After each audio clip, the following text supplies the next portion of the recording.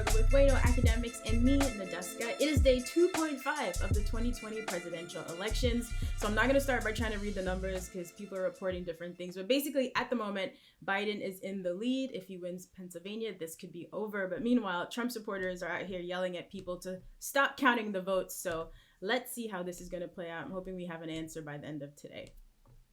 I feel like if he wins anything, the last total I saw, like he had like 264. You need 270 to win, and the smallest state, like not counting Alaska. Nevada, but they're taking forever. It seems like Pennsylvania. Yeah, they're gambling. Yo, the people in Vegas, they cool and they gambling. Okay, you know what I mean? They might be betting on soccer or something like that. Let them rock.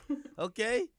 Yeah, you know how Vegas is. No, the Trump supporters, the funniest thing is just seeing them panic, yo. Like, it's like, count the votes. Don't count the votes. Every vote must count. No, y'all got all the votes that y'all needed in. Y'all don't need no more votes in. Let's just go with this. I mean, it's just a fun sight to see, just seeing them panic. And when it comes to election fraud or election, or voting suppression, we're going to see which candidate is going to try to take the meaning of whatever happens in Vegas stays in Vegas to a different level. Okay? We're going to see that. Yeah, well, the Trump campaign, of course, as he promised, right? He was going to cause chaos no matter what happened. So now he's already filing lawsuits in states like Pennsylvania, Michigan, Georgia, contesting the outcome. He's going to demand recounts, all of this fuckery. So God forbid, for some reason, there's a tie. This is just going to get really ugly. So hopefully it does not get there. But let's talk about some music. So recently, Lloyd Banks was having a discussion with his fans on Twitter, and one fan said to him that he really could have been one of the greatest rappers of all time. He said, "I just feel we as fans got shortchanged of what could have been with your wordplay." So then Banks started questioning him on the GOAT criteria. He asked, "How many albums, projects, or mixtapes does it take to be one of the greatest in your opinion?" So remember, we were talking about Russ recently, him feeling he was underrated, and I feel like we all sort of agreed that probably dropping more projects consistently for the next few years gets him in that conversation. So what do you guys think about this question from Lloyd Banks? I thought it was a good question. Well, from Banks, but at the same time, it's kind of clear cut. Like, I talk about Biggie, my favorite, like one of my favorite rappers all the time. He only had 2 albums that he actually did. I don't count everything else that he did. I only count like the 2 albums that he did.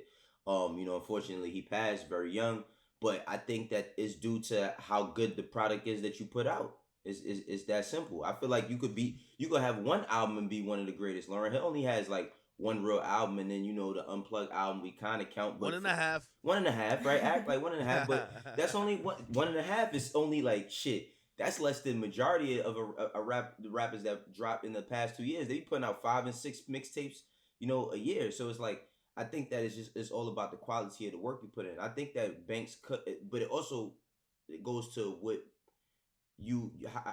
what genre, what space you're in. I feel like when it comes to being one of the best lyrical rappers, I think that Banks definitely goes in that space. And Act always, throws around like the subgenres of groups of people that you could potentially be in. I think that Banks didn't capitalize off the time that he had where he could have went to that level, but he's one of the best, like, when it comes to punchlines and all of that shit, he's one of the GOATs there. But as far as being an artist, I don't think he fits that criteria.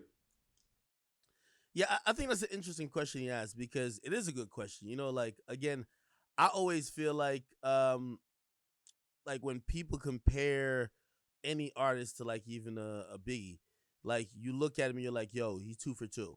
You get me? And when you look at other artists, sometimes they might hurt their case to be compared to him because they got too much projects, and eventually you're not going to have all classics, right? But I do believe, like, forget the amount of projects. I think the question or the answer to that question is the amount of projects that are classics. Again, if you have a solid 2 classic projects, you're in a different discussion for a lot of different things. You get me? Just looking back at Lloyd Banks' catalog, is there 2 quintessential like classics that we would go back to and say, yo, hey, this changed that time period, or this had this impact, or of course he's always been an impeccable wordsmith, but have we seen that, or have we forecasted that he would get to there? So I think that's kind of like, would you say Rotten Apple? Like, what are we talking about? Hell no, Rotten Apple. You crazy, nigga? Exactly. Come on. But look, I think that, all right, so look, I think that the thing problem with Banks is that 50 Cent shadow is too heavy. I feel like 50 Cent shadow, him being in 50 Cent shadow was way too heavy for him. Because now Banks has tons of classic material. I think he has tons of classic material. When you start going all through the G Unit radio tapes, you start going through like the G Unit albums and certain songs he may have had. Now, one body of work that I do give him the most credit for is the first Hunger for More. I think that the second Hunger for More is really, really good, but I don't know if we put Hunger for More 2 as like a classic. I don't think he has a classic album, but I do think that he made great projects. But I think that his shadow of being in 50, like being behind 50, is what really, doesn't put him there, because it's hard to come from under that. And I think that's where the discussion ends, right? Like, again, if we can't point out a quintessential classic that you have, if again we're saying like, hey, you have maybe an album we consider like, yo, we fuck with this is really good, but this is not essentially a classic, how could you really qualify for the conversation of being one of the greatest? Now, I'm gonna be honest. Now, there's subsets to the greatest. We have greatest of all time that contains everything, right? It's an overall category. And then if we just talk about the greatest niggas with punchlines, he's on that list, right? It's a short list. Definitely, he's on it. He's on it. But I think legacy wise, and even why this conversation comes up, and even why that fan brought the question up to him, is like, yo, we saw you kind of being mentioned in a different discussion, and we're feeling you didn't live up to expectations. And and of course we want to see your talent a lot more. Right. And yeah, I understand that, but again, Banks answering it that way is almost deflecting, and kind of his answer is it gives us a hint of how he feels now. Seems like he's too motivated to keep going. I mean, because he's talking about, he's basically saying, nigga, how much more y'all want? What more do y'all want from me? It's like Tyrese. I mean? It's like, yo, how much more I gotta do? But that's just the thing. It's like when I think of Banks, it's just like, I feel like he didn't do enough. But there's a lot of factors that come into why he didn't. Hold on. But you brought up 50, and I get it, being aligned and associated with someone whose career is such a behemoth, and I guess you're rolling up under him in terms of G Unit, bro. Let's not act like 50 didn't come up under Shady and Aftermath, like Dr. Dre, Eminem, and then I get it. Hold on, I know what you're gonna say. I get that. No, you don't know what I'm gonna say, but all right, finish real quick, because I want to. But so what I'm saying is that, like, you can't use 50 because you're kind of using 50 as a scapegoat. No. Like 50 was controlling these motherfuckers, having them move like drones that they can be their own man. If anything from 50, I've heard him say the opposite. Nigga, go do some shit. Like, go be a star. Look, this is the thing. I feel that one thing, 50, he spoiled these niggas too much, right? Where I felt like you got to remember, when College Dropout came out and Hunger for More came out, they came out the same year. Lloyd Banks did the same exact numbers the first week as Kanye West, right?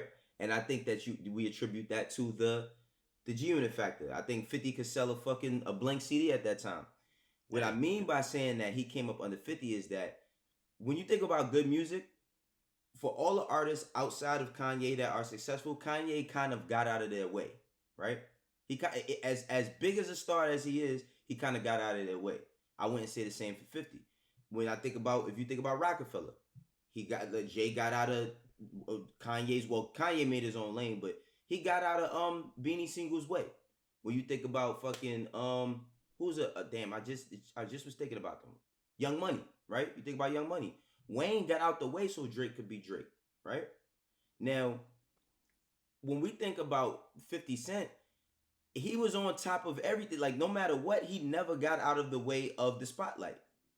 It took 50 years. It took him to kind of fall off musically for him to jump into another space where his artists could breathe to put their music out. Wait, let me ask you a question. What? Getting out, we might have a different definition of this. All right. Getting out of the way for me means, hey, listen, you're allowing the artist to be their own men. It doesn't mean that you're gonna like dim your light or shine that they could have a shine. No, I mean, maybe people thought that. What happened with Wayne, but I think Wayne did his run. And by the way, if we look back to 2010, 2011, Wayne is still Wayne while Drake is Drake. So it's not one of those things where Wayne is like, yo, I got to dip for him to come up. So when I'm hearing you say, like, you know, he never got the way, I thought you were going to talk about, like, hey, listen, their careers were revolve around 50 career. When I'm like, but that's what I mean. It's like, okay, but that's exactly what I mean. It's like, all right, then I factor in with Banks. You factor in when he put out what's that? The Rotten Apple album. His father died. You know what I mean? Like his father died. He started falling back from music, and he already had the reputation for being lazy. He has a tattoo that says Lazy Lloyd. You know what I'm saying? So it's like he had a reputation for being lazy. I just feel like he didn't. It's two things. He didn't push himself enough, and then like being under an artist like 50 who's selling fucking a million records the first week, damn near the first 3 to 4 albums. It's hard to really get some recognition when you under something that big. Now look, Drake is Drake. Drake is a fucking generational talent. Wayne is a generational talent. Banks and Buck and them, they weren't generational talents, but they didn't really have like a how could I say, a real runway. They had a runway to be successful while 50 was successful, but they didn't really have the space to be successful until 50 became unsuccessful. By the time 50 stopped selling music, he started selling a show. I'll disagree with you on what? Just on a nuance level. I do think Banks is a generational talent. I just don't think he's a star. I don't think he has the work ethic. I don't think he has the personality. I don't think he has charisma. He's never been that guy. And again, unfortunately, now in music and just entertainment, you need to be that guy. If he had the persona or personality, no music, the personality of a 50, the personality of so many other people, say even the camera, whoever the fuck, like you know, like he's a man of very few words. You know a star. And again, I don't know if that's driven by just his work ethic or maybe he's just complacent. But I do believe if he had those things and he was driven a little bit more, because when you have those type of things, like you can't just fall back while people are saying you fell off and all blah, blah. Like you're gonna, whatever. I think he could have done a lot more. And I think that's what fans are really harping on. So I'm saying he's one of the best punchline rappers ever. And I do believe that makes him a generational talent in terms of being a wordsmith, but I do believe that he was never a star. I mean, but so wait, no, when you mentioned before about 50 getting out the way, did you mean just musically or personality wise? Because to you guys' point in terms of how they operated, I remember speaking to G Unit as a group back in the day at MTV. 50 spoke for most of the interview. Like he took almost every question. No one else really, contributed much. They were just kind of chilling. Yeah, I'm gonna do my Kanye and say you're right, Nadeska. Like, yeah, you're absolutely right. Like, no, but I do think that you made a great point. It's like it's hard to come up. Like I think they probably felt intimidated more than anything. Like Banks might felt intimidated. Now he's a very talented person, but like Ax said, he did lack the charisma. He did lack that little bit of spark that makes you say, "Oh, I'll fuck with him." You know what I'm saying? Because and then you don't really know too much about him. You know, on top of that, he's not the best when it comes to making records. He's not the best at making records. You know, he's a great rapper, but as far as making hooks and all that other shit, he didn't really have that package. But I do get 50's point too when he said that niggas wasn't working hard enough. Well, Lloyd Banks, you're still appreciated. If you take anything away from this conversation. Look, we have a fan question, and we've definitely touched on this a few times, but I guess this will be the last time, and we'll talk about Busta's album next week. But keep in mind, so this is a sequel to an album he dropped in 1998, and he hasn't released a project since 2012, but a lot of people were still looking forward to this. So the question is, Everyday Struggle wanted to get your advice. How frequent should an artist drop nowadays with the way music is consumed? I know dropping too much may push away listeners, and dropping too little could lose rappers' fans. I don't think a lot of people could pull a Busta and, take 8 years off, but for an artist coming up currently, I have 3 tiers, and the answer depends on what tier you're in. We have legacy/legend artists. They could drop as their inspiration comes, and also it's a token of appreciation to the art and the culture, and fans should receive it as such. People like Eminem, people like Busta, people like Jay-Z, they fit in that category. There is no release schedule for those artists. If Beyonce want to put out a project today, or she doesn't want to put out one till 2025, it should be appreciated as such. They're not in the that part of their career where they're just trying to be the topic of conversation constantly, right? Mm-hmm. So you have the legacy, you have the active artists who are either building or they're currently like, controlling the space. They should drop frequently. I think yearly. I don't think you could go a year without music. To be honest, I'm gonna say every 6 months there should be new music out. Not an album, maybe a song or two. Okay, A light EP. maybe, yeah, a light EP. If you're gonna give an album every year and a half, make sure you're giving an EP every 6-7 months. Okay, It's just the attention span of people is different. And then the last one, I forgot what the last one was. I was going to say you're doing really well so far, though. Right. Yeah, I was doing really well. You almost there. Right? Come on, don't fumble now. Come on, you almost there. No, wait, no, you take it away. All right, I take it away. No, so I mean, I definitely agree with Ak. I think that like for somebody in Busta's case, Busta hasn't dropped the album in 8 years, but in 8 years, well, shit, I say 15 years before that, he was already solidified as a legend. I think that if you are in the legend status where music is not really paying your bills, you just do it for the inspiration, like Ak said. You know what I mean? Or you do it when you feel like it. Now, if you're an up and coming artist, you definitely need to be seen more. So you have to drop consistently. That doesn't mean a project every month, but I think that you should probably work within your quarters. Like that's the thing. I think a lot of artists don't work within their quarters. It's 4 quarters of the year. So that means the first 4 months, it's like you should be doing, you should have some sort of single or something. Then by the summertime, we should have some sort of rollout. Fall and winter, like you should have something that fits into there too. And it doesn't always have to be a full-length project. It could be an EP. It could be a song. Shit, it could be the right visual along with the song. But you have to make sure that you're pushing content to get to that status where you don't have to drop all the time. So it's like, yeah. I actually remember what I was going to say. What? So again, of course, we have the legacy legends. We have the people who are trying to control the current, control the trends.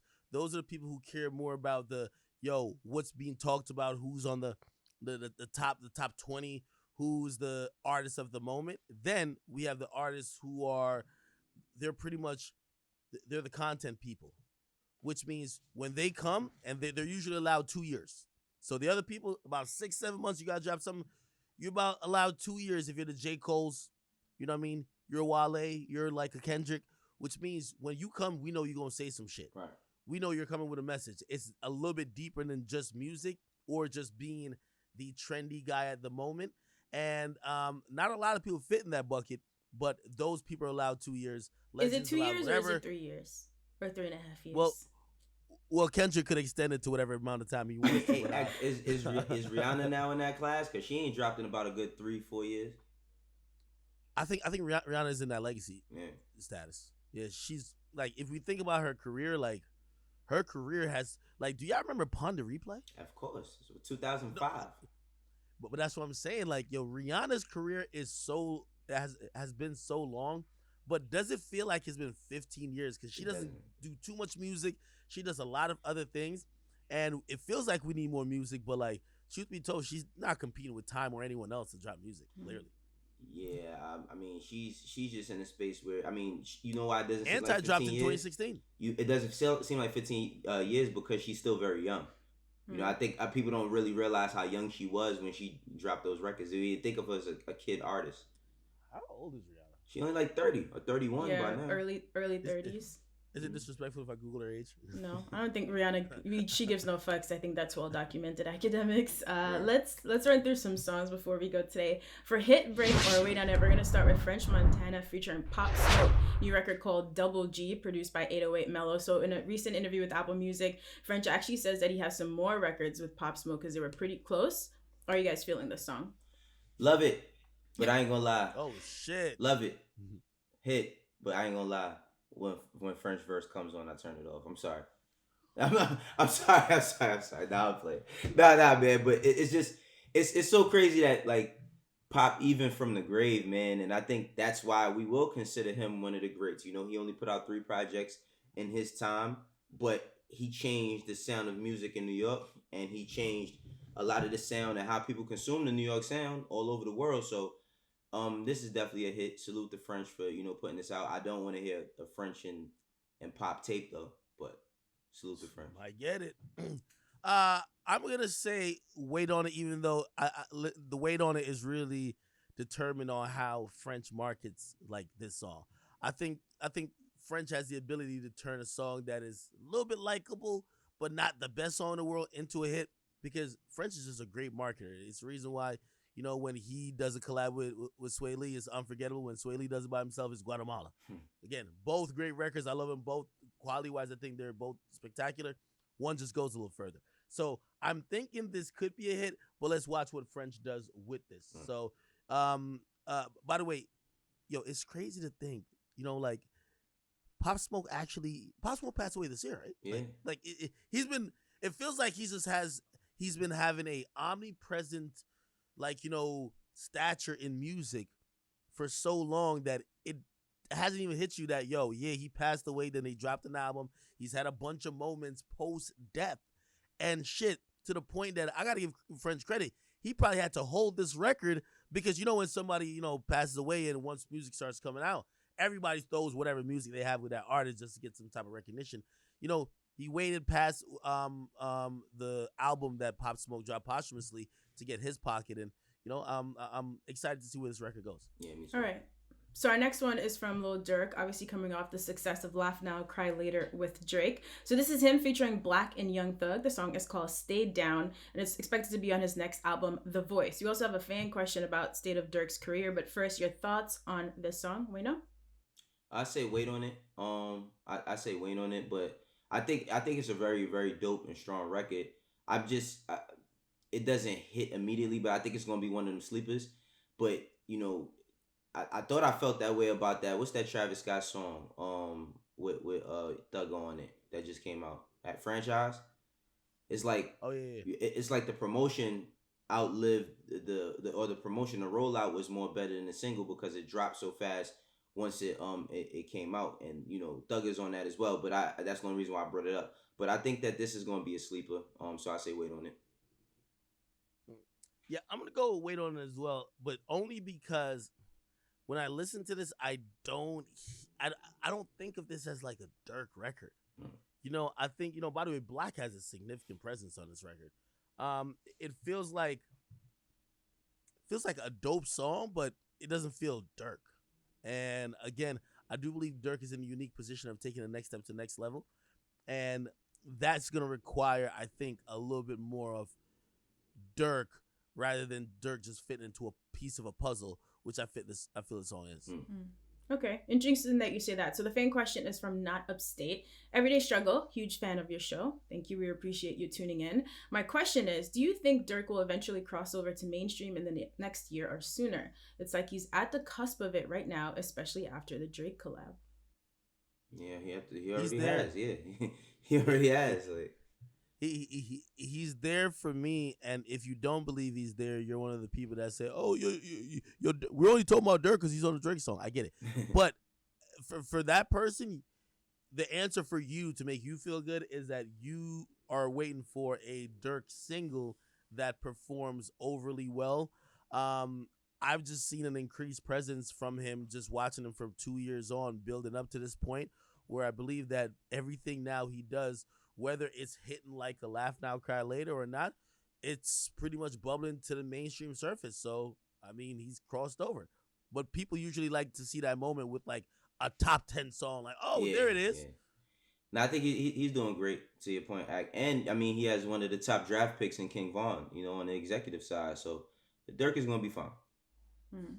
All right, our next record, Black Youngsta, featuring Lil Baby and Moneybagg Yo. I met Tay Keith first. Obviously produced by Tay Keith. Is going to be on Youngsta's next project, Fuck Everybody 3.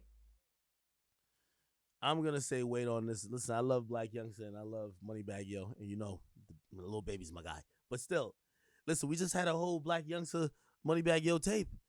They're back on another track together and they threw Lil Baby into it. Again, I've been wrong though. I'm gonna tell you right now. I've been wrong about everything Moneybagg's been on. I'm probably like 0 out of 5. So you know what? I'm gonna just say wait on it. But it's probably a hit. I mean, I think that this is definitely gonna be a hit. I mean, that's only because I've been to Memphis and I've seen how they take on to his music and just the South period and how they take on the Black Youngsters music. But Black Youngsta is one of those artists that we got to put in that category. Act of being consistent. I mean, yeah, we just did get an album with him and Moneybagg Yo, but he got to drop his own shit. He trying to reach that Gotti status where he ain't got to drop all the time. You know what I'm saying? So I'm not mad at him staying consistent, but I say that this is a hit.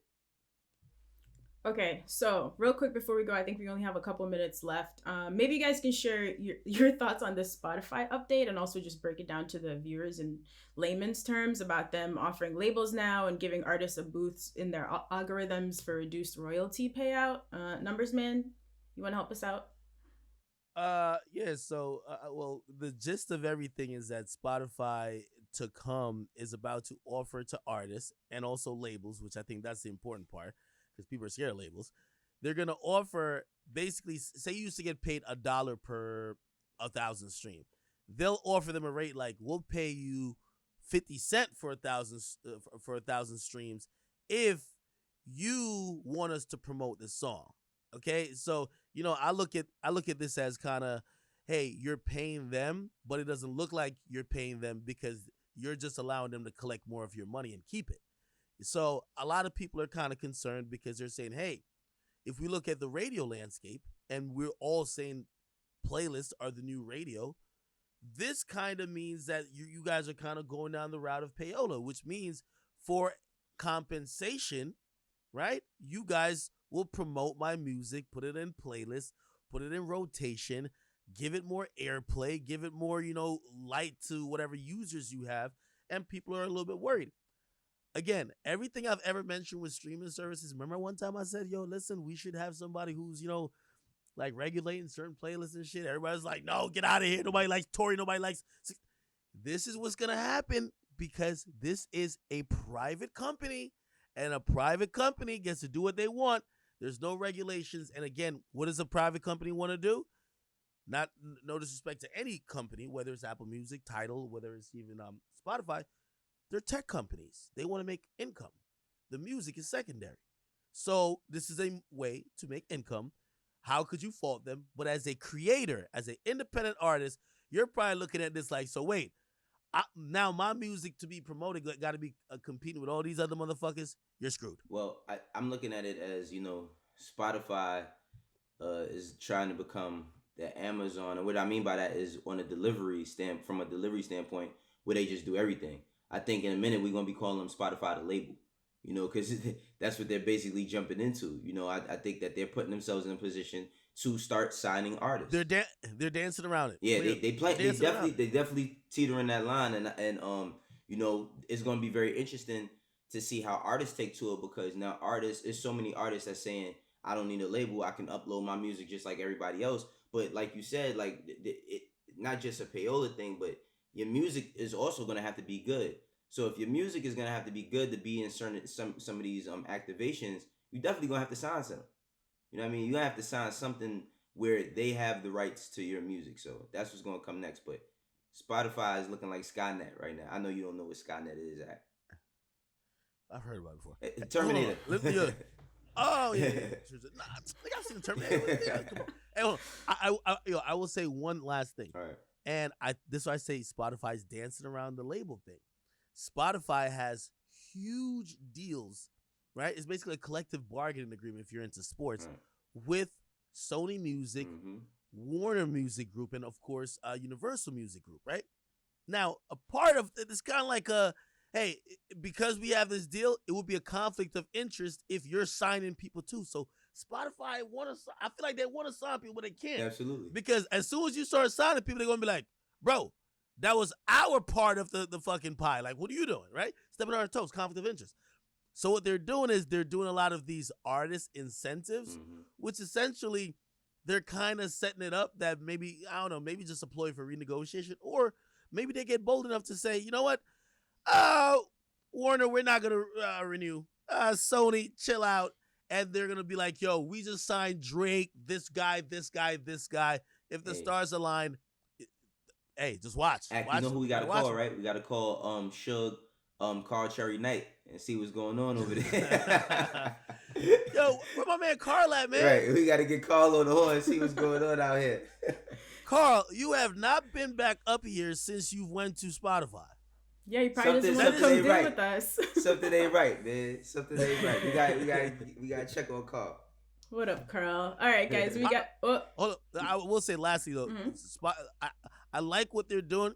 I just call for regulation. You know why? Spotify is ahead. They're ahead of they're trying to be progressive. We're just hoping that this is going to be something that helps artists and independent artists out, not robs and steals from them. Okay, well, I know you're going to be staying tuned to this, academics. Thank you guys for watching our show. Please send us some more fan questions. Otherwise, have a great weekend. We'll see you here Monday on Everyday Struggle. Peace, y'all.